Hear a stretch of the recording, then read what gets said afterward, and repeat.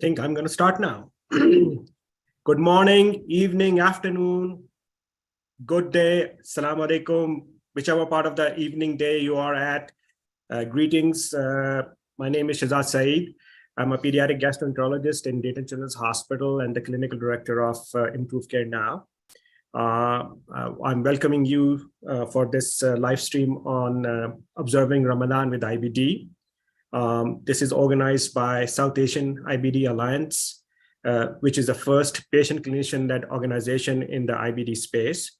SAIA's mission is to create resources, research, and education for IBD patients and healthcare providers of South Asian descent to minimize disparities, dispel stigma, promote early diagnosis, and improve access to treatments. Through its Patient Outreach and Advocacy Committee, SAIA provides evidence-based education that is easily accessible to our patient community. And our sincere hope is that through these sessions, we can empower our patients and enable them to advocate for better care for themselves. Today, we are excited to partner with the Crohn's and Colitis Foundation and the Improve Care Now Network on this important talk on observing Ramadan with IBD. I have some great panelist participants representing a patient's perspective, a parent's perspective, and hopefully a clinician's perspective on how to manage fasting and Ramadan with IBD. So I would invite the panelists to introduce themselves, their role within the community, and where they are located, and if they're comfortable sharing their diagnosis of their patients. So I'll start with Nour first. Good morning. Thank you, Dr. Saeed. My name is Nour Al-Timimi. I live in San Diego, California. I'm originally from Iraq. I was actually born in Iraq and then I came to the United States when I was 5. I was diagnosed with IBD, ulcerative colitis in 2011. My sister and I were actually diagnosed around the same time. I was diagnosed with UC and she was diagnosed with Crohn's. We're about 7 years apart, but it was very interesting for us to be both diagnosed and had symptoms along the same line, since no one in our family actually had IBD, or maybe they may not have known it, or getting diagnosed there or in Iraq was difficult with kind of how the scientific development was there in terms of patients actually getting care. I've been involved with patient advocacy since 2019. I actually got involved with Improve Care Now, and it kind of slowly developed from there. And I'm really, really happy to be in this kind of space and to be able to work with other patients and develop toolkits. And being part of this process has really been transformative for me as well, being able to reflect on my own experiences and how that can help me kind of address some of the disparities we see in some minorities who do have chronic illnesses, and how to address that stigma in the community as well. Thank you. I'm sure you have lots and lots of good things to share about how to navigate the space, being a patient, and how to manage this chronic condition, trying to be observant as well as tolerant, and as well as being very scientifically oriented as well. So I look forward to the discussion. Aisha, why don't you introduce yourself as well, please?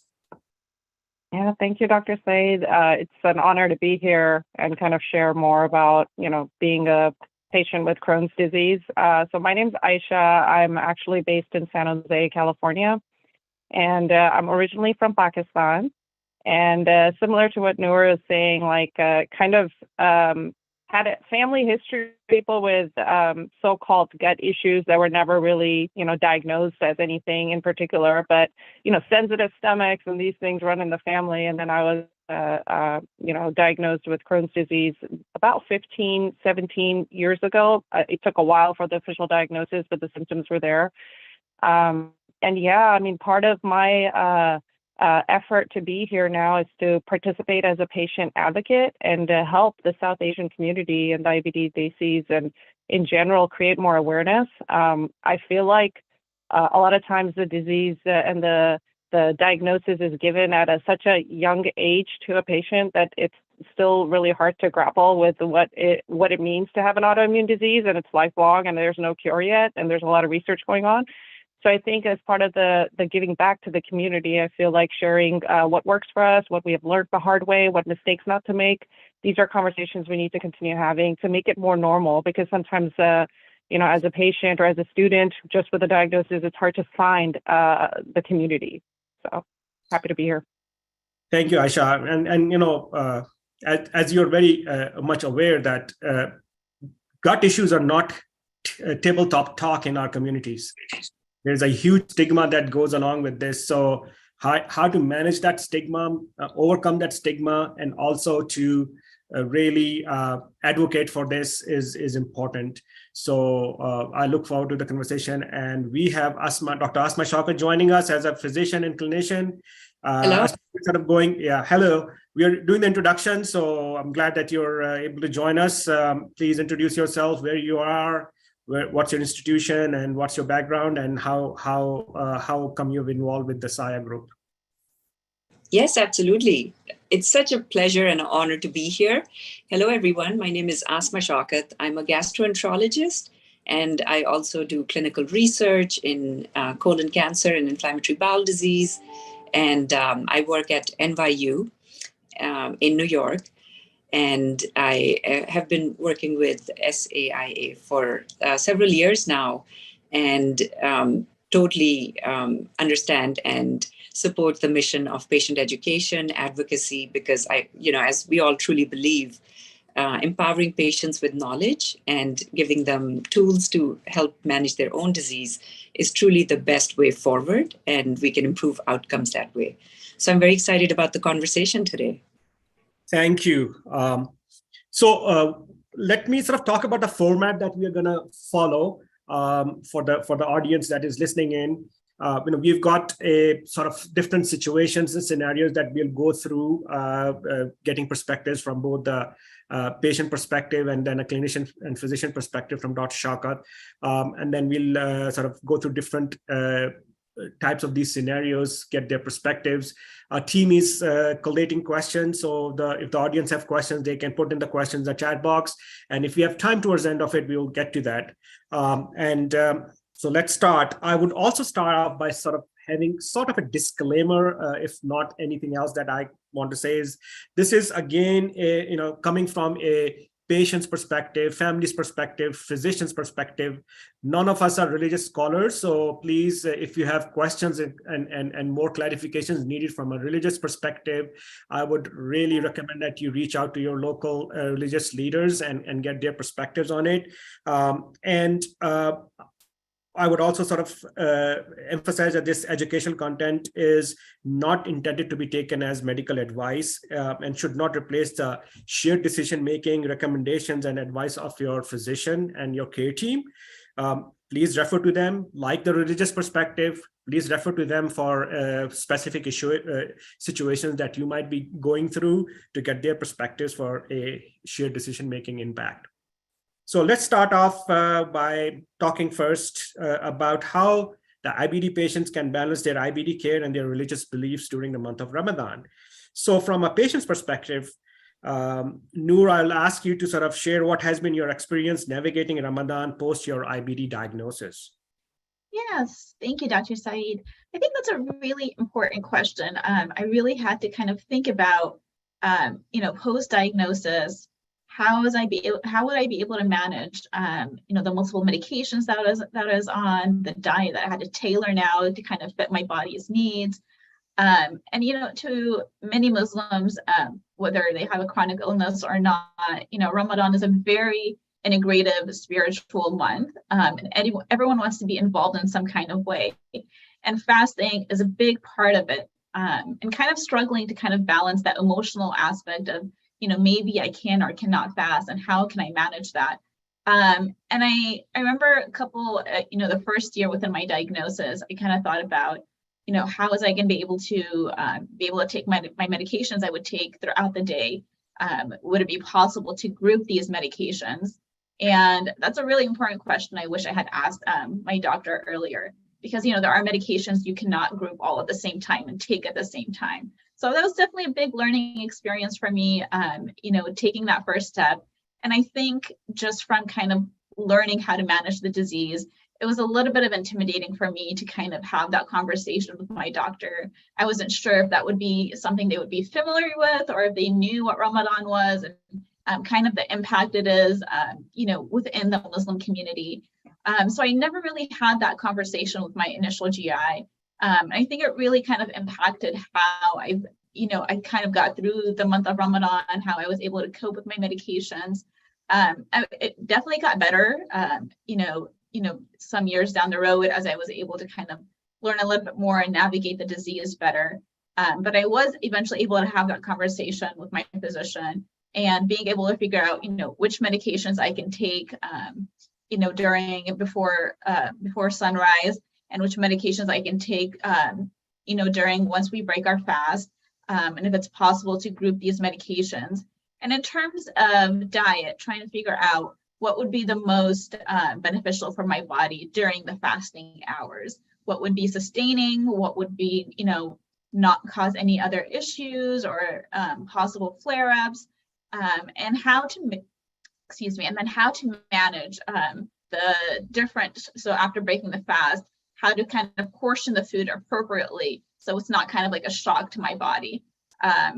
It's definitely become a lot more manageable, and something I've been able to plan in advance before Ramadan, trying to kind of prep my body beforehand, trying to figure out how to make it be better efficient at it and be able to actually enjoy the month and not thinking about basically the consequences of the what ifs and what would happen.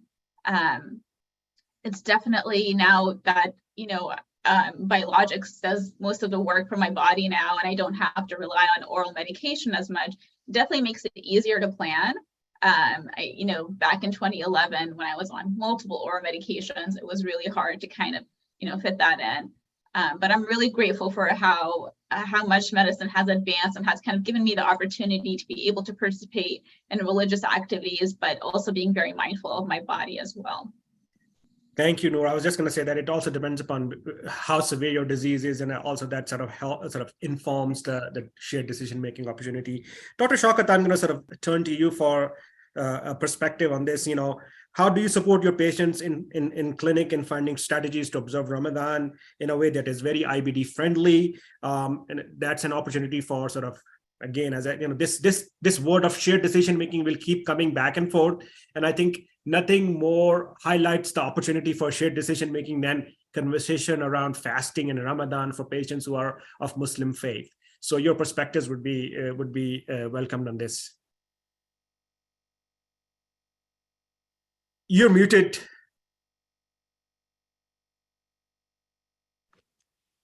Yes, absolutely. Nour, thank you so much for sharing your experience, because I feel like you hit on all the right points that we also come across. So Shehzad, one of the common themes is patients are very often hesitant to ask. So one thing I want to do is empower the patients. And one message is, please talk to your physician. There's no taboo topics. And it doesn't matter, what your thoughts are, but make sure you ask your doctor, because I feel like a lot of patients are hesitant to ask. And sometimes I have to initiate that discussion. And sometimes if I forget, I feel like I lose that opportunity. So I want to empower patients to definitely ask. When the conversation does come up, it's really important to empower the patient and also make them feel comfortable with their choices.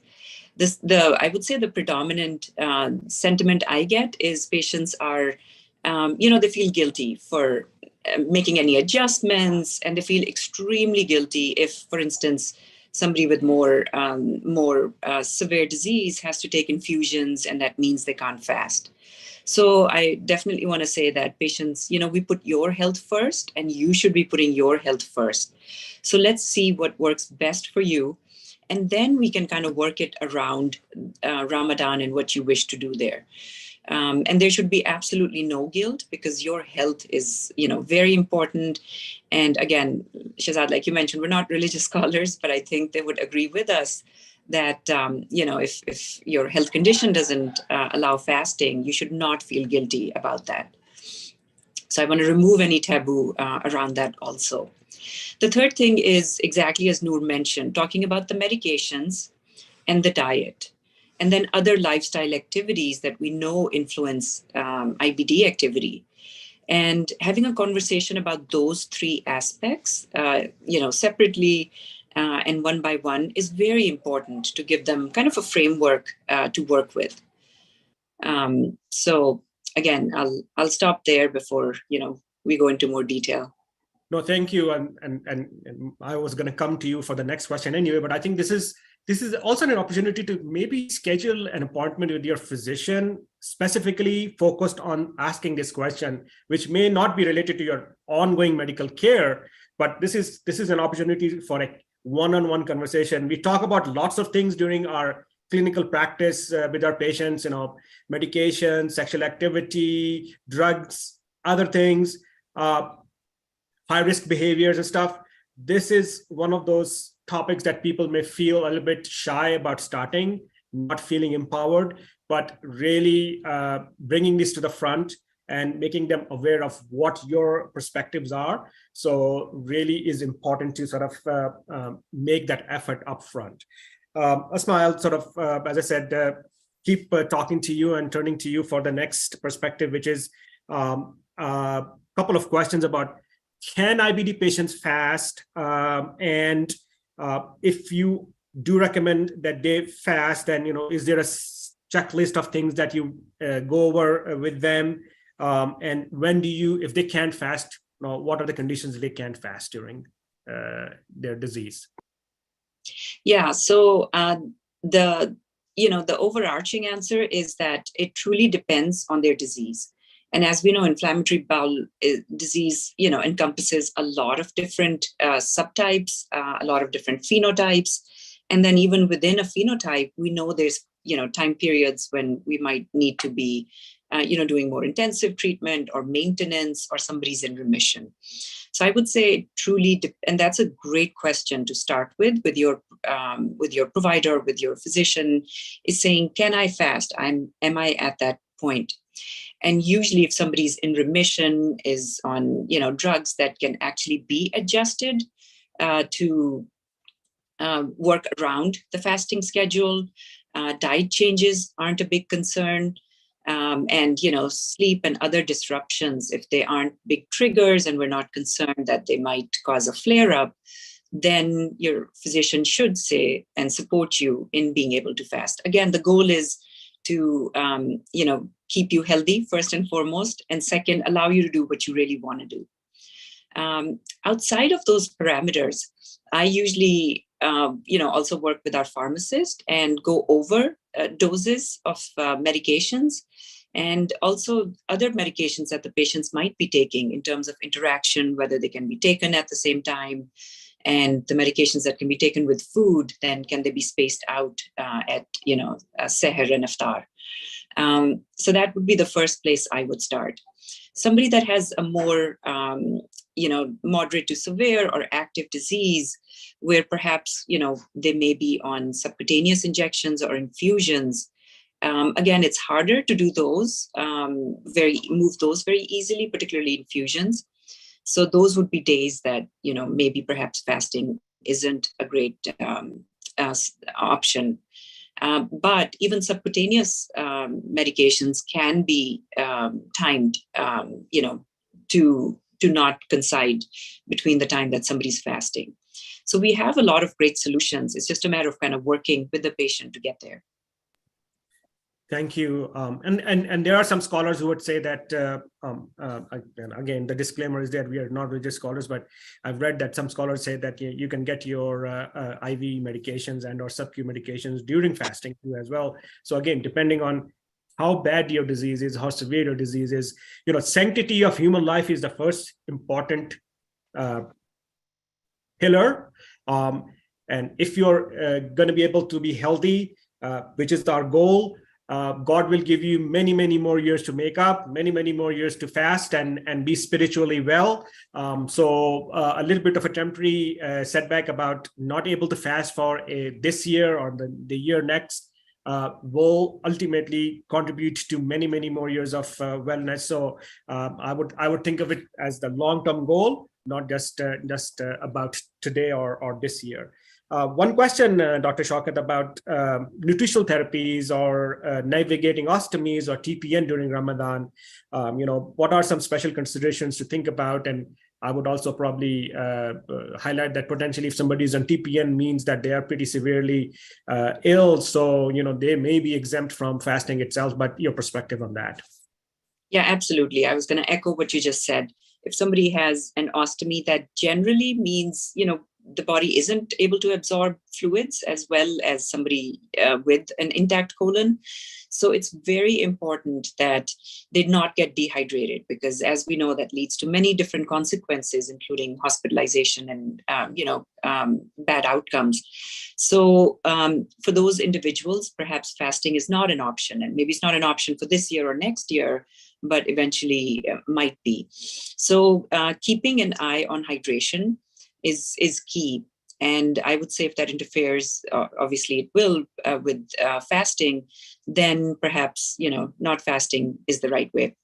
TPN, again, based on, some scholars believe receiving IV nutrition doesn't really, people can still fast, it doesn't interfere. If that's the case, then it's totally fine, but I wouldn't forego the TPN for the sake of fasting is the really important rule. The third aspect is the blood draws. And again, if you do believe that getting a blood draw kind of, doesn't allow you to fast, then talking to your doctor and saying, hey, if there are labs that I need, especially routine labs that are, say, every 4 weeks or 6 weeks, can I space them out so that they're before or after Ramadan? And that's a totally reasonable request. Thank you, Dr. Shaukat. That's a great point. And we do that for other things, right? When patients are traveling or something like that, we sort of make some adjustments in either medications or lab draws a week here or there. So it's a great highlight to sort of think about in the same scenario for Ramadan. Aisha, I'm going to turn to you to get your perspectives about how you're managing fasting and stuff. What has been the emotional impact of managing IBD with fasting, and how do you adjust your daily routine to accommodate your IBD if you're fasting? Yeah, thank you, Doctor. It's a pretty full question, right? And I would say it's for every individual to answer on their, depending on where they are in the journey and what moment of time they're in, depending on like what Dr. Shaukat said, right? If it's in the middle of a flare-up, it'll be very different emotional response as opposed to when somebody's in a period of remission. But the complexity of the disease is that at any point in time, it's a little bit of with uncertainty. And that uncertainty can take a toll on our, ability to kind of not put ourselves on that standard of perfection. We see the whole community participating in Ramadan, and we feel like we have to, be as much part of it in that spirit of Ramadan. It's a very joyful time, something we look forward to all year, and want to increase our worship and increase our fasting and remembrance of Allah. But at the same time, I think listening to our body, it kind of drops us to that level of, maybe I'm not able to this year, or maybe like have that conversation with ourselves first, foremost, right? And really listen to our body, because our bodies won't lie to us. So I think that's just one of those areas. Another thing I want to mention is at any given point in time, having an IBD disease or any autoimmune disease, I would think, does cause some, negativity and some decline in mental health, because it kind of pushes us to be resilient all the time, and in any phase of life, depending on what other things are going on, other stressors, work-related stuff, we feel like we're under this pressure to be performing at our best and be as productive as we need to be. And I think sometimes that conversation, like I said, for each individual, it's to their own. But kind of taking a pause, maybe embedding some rests in between, taking naps, things like that help. And just to focusing on a very healthy diet. I feel like in our culture, Ramadan also has the whole food aspect of it, which is, we go to these community iftars, we get invited for iftars, we invite people, and we feed others. But as part of that, some of our cultural foods, maybe taking a kind of inventory on that, or being prepared or making the right choices of what works. Being aware of, maybe something as might be okay as part of a cultural part of the diet, fried foods and whatnot may not be as the best thing to be breaking fast with, So these are little adjustments we can make ourselves. Those are something that are top of mind as Ramadan rolls around, I would say. Thank you, Aisha. That's a very good point. And again, we are, a part of us always gets focused on the food aspect of Ramadan. And Ramadan is much more than just the food piece, right? It's the opportunity to slow down, self-reflect, have spirituality, have conversations with ourselves, with our families, make a connection with Allah subhanahu wa ta'ala directly, ask for guidance, and it's much more than just the food. And of course, food is a unifying source for all of us. It's a cultural thing, but I think it is more than that. So I'm going to sort of ask Nour to see if what other aspects of Ramadan that you focus on other than the food part, about spirituality, charity giving, other things, and then I'm also going to sort of ask Dr. Shaukat to sort of weigh in on that. We have talked a lot about exemptions. We have talked about what are the conditions that you should not be fasting, and so I think we've sort of spoken a lot about that. But the non-food aspect of Ramadan is also equally important, maybe more important. Yes, thank you, Doctor. One of the biggest things for me, and one of the things that it's really necessary to reflect on, is that Ramadan does not impose us to be hard on our bodies. Ramadan's about teaching us kind of self-discipline, sacrifice, and compassion. And sometimes we forget to have that compassion on ourselves as well. We kind of get so caught up in really wanting to be involved that, we want to do, put everything that we've got, and, pull our full 100%. And there's nothing wrong with that. And I think it's just one of our ways is connecting with other people. Like you mentioned, is food is a very unifying aspect. And one of the things I've, managed to kind of reconcile that in a way that, helps me feel a little bit more like I'm actually being part of something, I'm actually being part of the community, is by either being involved with our local mosque, contributing to what they, and volunteering during mosque activities, watching the kids, helping out with, distributing food. And I think all these little things actually, you are doing something. Yes, fasting is a very vital aspect of this month, but, if there are days where you can't, or a patient cannot be able to commit to it fully, there's other opportunities in this month one can take advantage of. And again, it's just like little things that we think doesn't have a full impact, but you're truly still being part of the community and being involved. Thank you. Very true. Aisha, your perspective on that? Yeah, absolutely. Like, this is where that community service and the volunteering comes into effect. And I feel like that's what I look forward to most in Ramadan.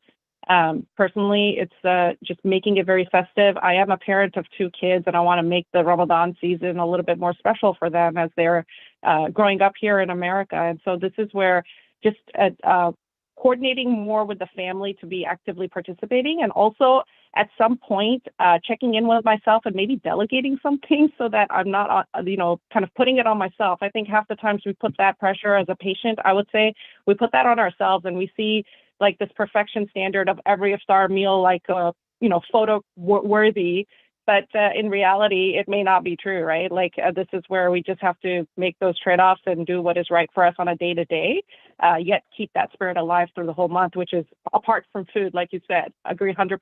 It's not just about food; it's about everything else as humans, I would say. Aasma, anything to add?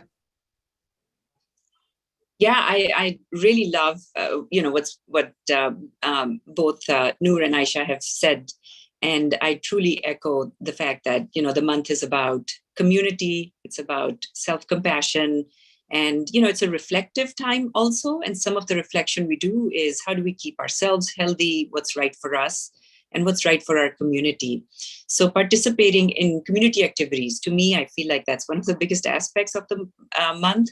And yes, food is, one of the central pieces, but there's a lot of other pieces. So getting together for worship, getting together for family time, bonding with people. For instance, I had an opportunity to go to a Desi senior home here in New York. So spending time with elders and volunteering our time truly add to that feeling of contribution, spirituality, but it truly begins with us. And I want to say about the food piece, I feel like as the month goes by, we start, craving more and more different kinds of food that we don't usually eat. So again, exerting a little bit of self-control there and, by all means, doing things in moderation, but avoiding large meals, fatty meals, things that, we know might trigger any kind of symptoms. I mean, they're enough to give symptoms to even people without any inflammatory bowel disease. So being mindful of those things is truly what the month is about. I think that's a great call out. I love your sharing about going to the elder home. I think this highlights one aspect that I try to do. I'm not always successful. At something that I would probably advise other people to think about is as part of your self-reflection exercise, thinking about what are new things that you may want to do, new habits that you may want to focus on that are more meaningful and more reflective of the community than self. So listening to yourself is important. So, setting limits for yourself, both physically, emotionally, and mentally, and professionally at certain times, but also thinking about how you can contribute to the greater good is an opportunity to really think more about what Ramadan can give to us in our day-to-day living. Again, one of the aspects that we want to sort of continue to talk about is that from perspective of, I'm just going to share one saying that Allah does not want us to be miserable or in pain. So, and that is not only physical, but it's also emotional and other things to sort of think about. So coming towards the next sort of scenario is discussing Ramadan with patients and clinicians. So Aasma, I'm going to look to you to see how important it is for patients to discuss their plan for Ramadan. I think it's a self-preparatory sort of an exercise. We plan for vacation, we plan for trips, we plan for events. So maybe there's an opportunity as we are setting up, might be an opportunity to sort of set up an appointment with your clinician before Ramadan starts, or a month before Ramadan, or a few weeks before Ramadan, so that you can have the opportunity to bring up things that you might be on your mind with your physician caregiver to say, okay, how can I sort of adjust things? So any ideas or thoughts about that? And we have touched upon this in the past, but anything specific that comes to your mind? Yeah, absolutely. I want patients to feel empowered. Again, your physician may not know when Ramadan comes, and it does move around, 10 to 12 days every year. So that makes it really hard to remember. So it really is incumbent upon you to plan ahead. And if you have an upcoming visit anyways, make sure you bring that up at that visit. If you don't, send them a message or, schedule a visit. It could even be a telephone visit. Yep. But say, I'd like to discuss, with this upcoming month. So be proactive, feel empowered. And it doesn't matter if your physician isn't a Muslim or doesn't understand Ramadan. They'll still know, what you're referring to and what's important to you. Because at the end of the day, we as physicians want to do what our patients value, and we want to help them in that journey. So your physicians will be very happy to hear from you and give you, pointers, advice, and whatever they can do to adjust the schedule and make the month a successful month for you. So absolutely be proactive about bringing that up. And like I mentioned, I feel like most patients don't, and sometimes I forget to also, and then I always end up regretting it because, I find out, way later, and it's just a moment where it's a missed opportunity. So I would say that's really important. And I would love to actually hear from Aisha and Nour how we can actually empower patients. What are some of the barriers that get in the way Is it embarrassment? Is it shyness? And what can we do as a physician community to improve that messaging and get patients to talk to us more proactively? What are your thoughts? Nour, you want to start first? Yeah, sure, of course. I think that's a really, really great question. And it's one that I've actually thought about, when I initially had that initial kind of hesitation when I reached out to my first GI. And, later I kind of thought about it. I was like, why did I feel like why did I feel like I had that setback? Why was I not able to have that kind of communication or discussion? Is it because, one, I was worried maybe, they didn't think I would be in a good position right now as a patient to be able to fast, and I didn't want to hear that answer? Or was I concerned that they, didn't have enough information about Ramadan and what would fasting be? And then I would, kind of go into this, long conversation feeling like, I kind of having to kind of explain what this month is and how it, the power of this month for many Muslims. And so that's something I had to kind of think about as a patient, what was stopping me. And then, after I had a discussion with my GI eventually about this, I realized, one, you don't really make assumptions about what a physician might think. They probably have a lot more cultural competency than you actually really think. And that they might be informed and, have, other Muslim colleagues perhaps and know about this month. So I think for me, it was just maybe that having that, maybe kind of that religious barrier and maybe not being really sure whether they might understand the motive and wanting to participate. But I think for the most part, I think it's just kind of patients feeling that they might not be understood and therefore they don't have that conversation at all. At the end of the day, it is a patient's responsibility to kind of lead that conversation, make it clear why they value this month, what they are kind of their goals and aims, and to kind of initiate, doing blood work, managing meds, making sure they're actually they're in a good position physically to be able to fast.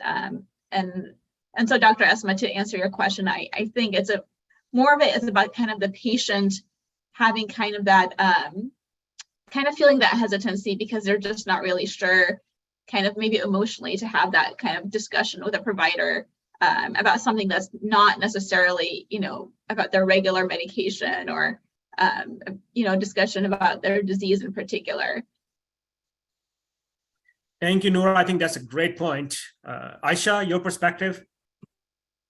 Yeah, I was just going to echo what Nour said. Sometimes it's like the hesitancy just comes from, being that patient thinking, oh my God, the doctor's in a hurry. Like I got to just, talk about the medication or what I need to be like, kind of like a meeting with an agenda and not necessarily make the small talk. But I think from in hindsight, if I look at it, like if the doctor kind of starts that kind of a intro, kind of a question like, hey, how are things going? Or like kind of get into the like, hey, are you observing Ramadan? Or just opening the gateway to some more conversation that gets personal. It would be a lot easier to share, I would say. And again, that's just building rapport over time with the GI and the physicians. But yeah, it's funny how we try to hide certain aspects of ourselves. And it just, now it's like, okay, even the fitness coach, like everybody I need to inform way in advance, like, hey, Ramadan's coming, a little bit adjustment here. I think more awareness is being created in general. And then conversations like these help as well.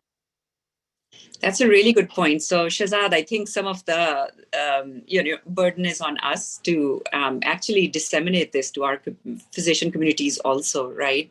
Because we need to enable that conversation or give patients that space to bring up things like this. And, the other thought I had was also goal setting. So once that discussion does happen, if not now, what are the plans for next year? And I feel like if there is a good relationship with the provider and, we stay with the same provider, at least then there's reminders in the chart that going forward, we plan to do this next year. So I think then it will stick and make it easier to bring up. But yeah, I really value what you just said, Aisha, and that's, I think, incumbent upon us to open, make that space for patients to bring that up. I love this conversation. I think it's there are lots of opportunities here. If your provider is not aware of it, I think this is again an opportunity to educate them. So this is an aspect of flipping off the equation to some degree, where you're actually have the opportunity to educate your care provider about something that is very near and dear to your heart as a patient. And as an observing Muslim. So I think that's an educational opportunity that you can do to a provider. I also love that goal setting conversation, Aasma, that we always tell our patients to be prepared for the clinic visit, right? Have a list of questions that you're coming in, because in the excitement or the energy or the stress of an actual clinical encounter, oftentimes we might forget about what we actually wanted to talk about if we are not prepared and don't have a list of questions ready for us to flip out when we're having the conversation with our provider. And this is another opportunity like that to sort of add a pointer, a bullet point in your sort of discussion mode to sort of bring up about being ready for Ramadan, or educating your provider about Ramadan, that, hey, doc, Ramadan's in a couple of months, and these are things that I want to talk about. So what are the things? So either in a physical visit or through the patient portal, you can push them out and get some input from that perspective. So I really love that. I think any take home, we're coming towards the latter part of our panel discussion. Any last points? I'll go around for people to sort of think about as a take home message. And then there are a couple of questions that have come up, so I'll address them after getting some last minute thoughts from you all. So I'll start with Nour. Any take home messages from your perspective? Yeah, absolutely.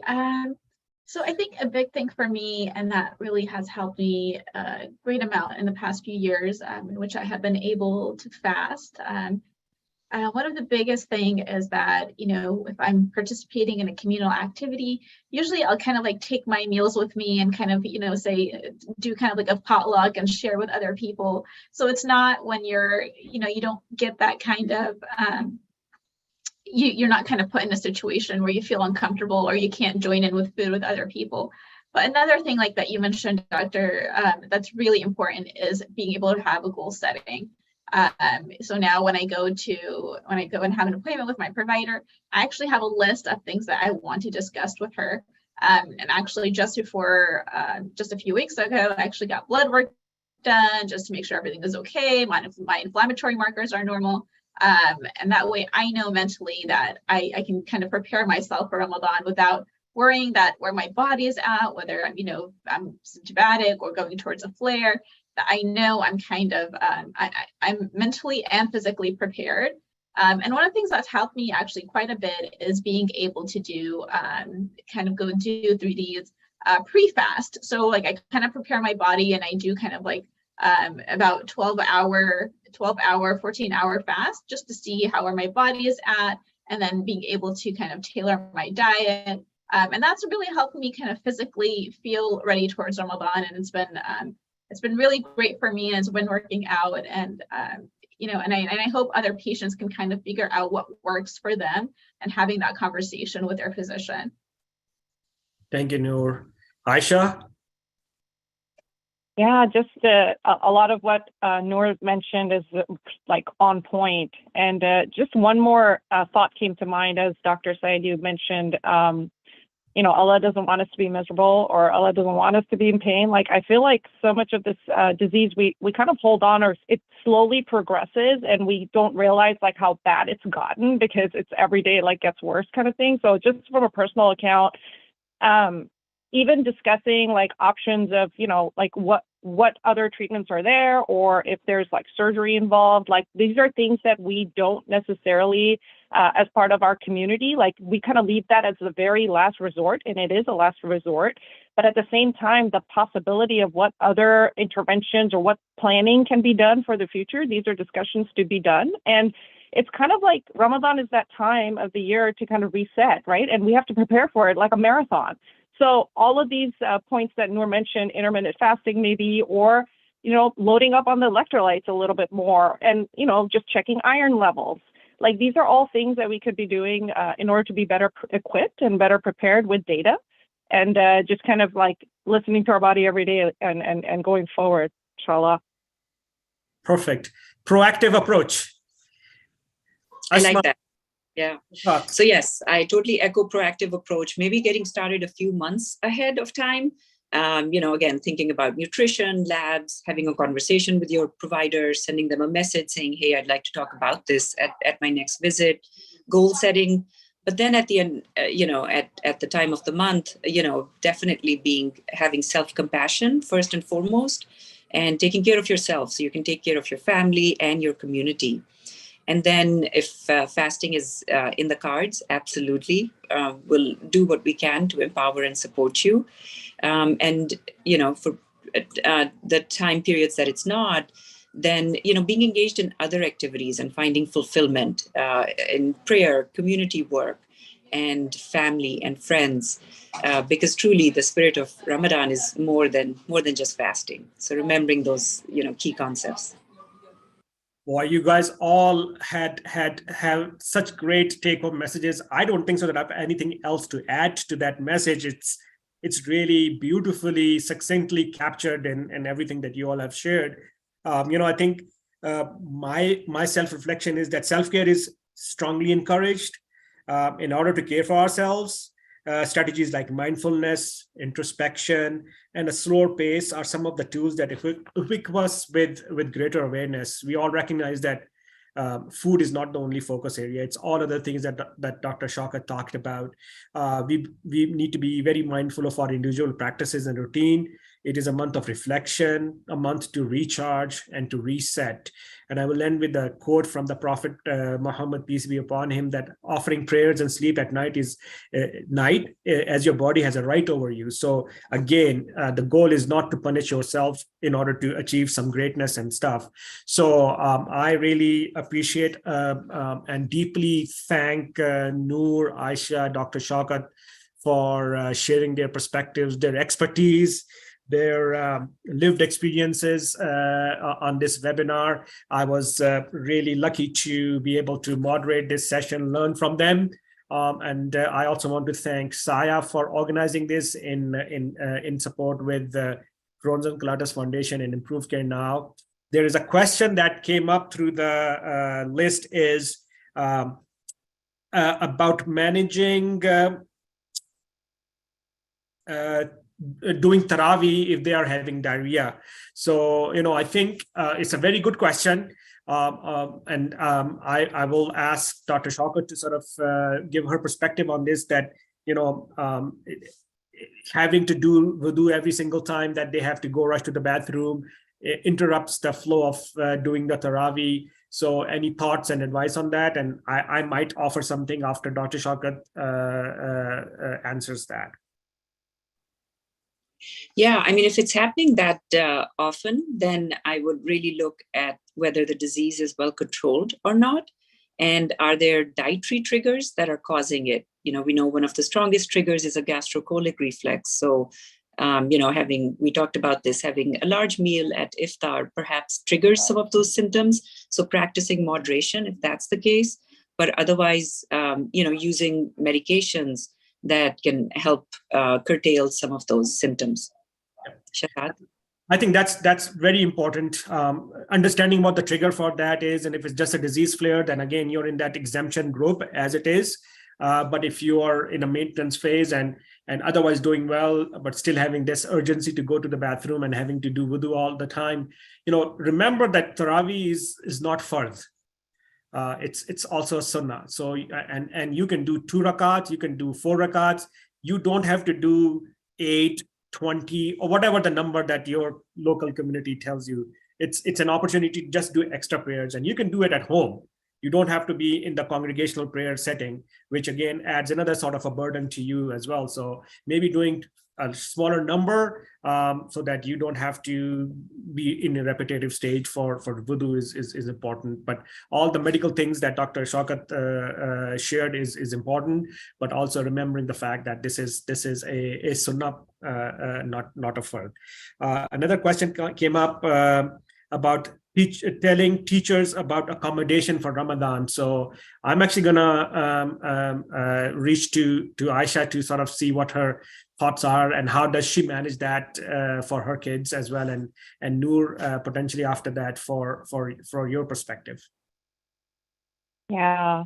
Thank you, Dr. Saeed. That's a good question. Like, I think it's ownership on us to kind of proliferate this message and kind of share our festivities with Ramadan. It's a good opportunity to kind of reach out to the schools. I mean, especially with the elementary or middle schools, I think there's a lot of this part of the curriculum as well, right? So this is a lot of, I've seen opportunities to put displays up in the library, get all the Ramadan books. There's Curious George Ramadan books now. So there's a lot more opportunity to kind of convey the message as well as open up opportunities. And I think the ownership, I would say, is on us. And when you get into the college level and things like that, just working with the professors and kind of seeing like if there's any major assignments and things that are due, is there any way that you can get to it before or kind of submit some drafts earlier?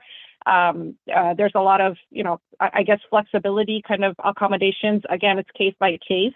Don't misuse it. That's my other like comment there, because we have to be careful. Like, this is where it's not that we have to suddenly be in rest mode all of Ramadan. We have to still continue with our daily routine as well as uplift our spirituality, right? So to me, it kind of goes hand in hand. But that's my thoughts.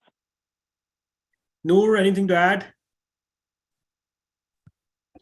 Yeah, I think one of the things, actually, I was just thinking about that a few days ago. I'm like, I have all these things that I've been planning to do and complete. And I was like, I know practically, I know with Ramadan coming up, it's really hard, when you're kind of staying up late and your kind of sleep is disrupted a little bit. And I was thinking about, how am I going to do these things? How am I going to manage some of my workload? And then, I'm kind of making a schedule right now in advance, trying to be very reasonable and on some of the activities that I'm doing. And then that way it doesn't lead to burnout.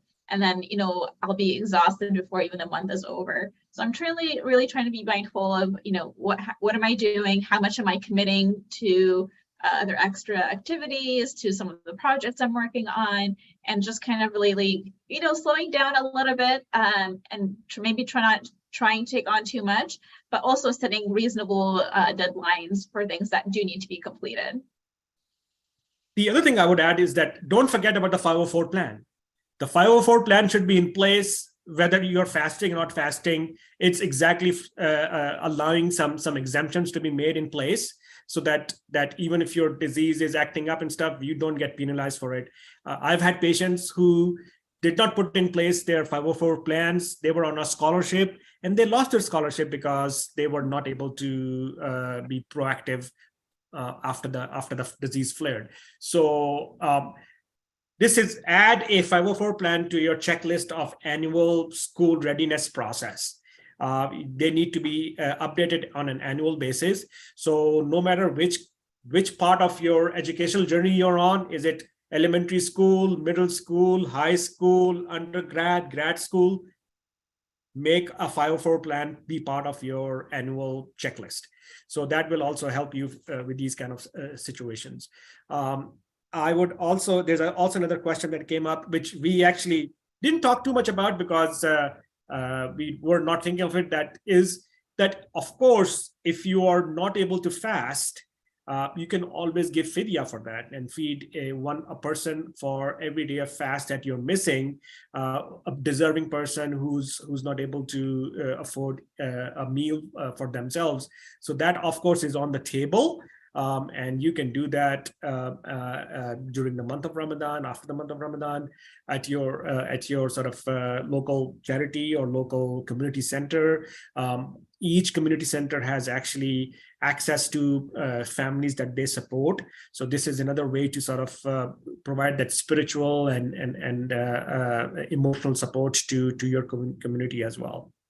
Let me see if there are any other questions coming up. No, I think this is it. Again, thank you so much to the panelists. Thank you to SAIA, Crohn's and Colitis Foundation, and ICN for enabling this conversation to happen. You all have a great Ramadan. May Allah be blessed with you and pleased with you all and with all the listeners, and allow us to make a positive impact on our communities that we live in and contribute in, and to the world at large.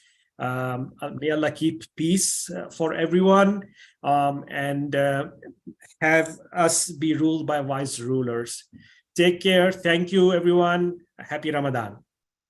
Thank you, Dr. Saeed. Thank you, Dr. Aasma. Thank you so much. Happy Ramadan. Thank you. Assalamu alaikum.